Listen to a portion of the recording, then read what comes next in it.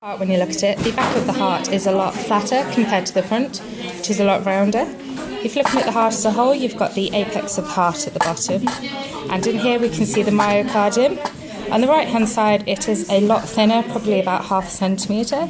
This is because the blood only has to travel to the lungs, which is a very short distance. And the myocardium on the left side of the heart is a lot thicker, probably about 2 or 3 centimetres. It needs to be this thick so that blood can be pushed through the aorta and to the rest of the body. So starting on the right side of the heart, deoxygenated blood passes through the vena cava, and the superior vena cava is here. The blood then goes into the right atrium and passes through the tricuspid valve. You can see one of the flaps here.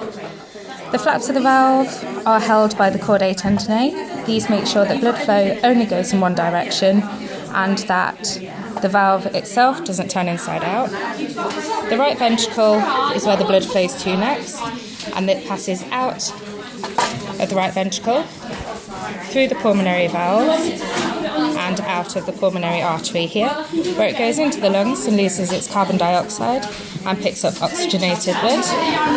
The oxygenated blood then enters the heart via the pulmonary vein into the left atrium here. That then passes through the bicuspid or mitral valve, and that you can see here again with the chordae tendineae to make sure the blood only flows in one direction and the valve itself doesn't turn inside out.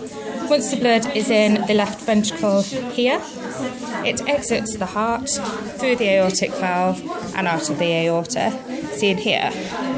The other key point of the heart is the septum, and that you can see here in the middle.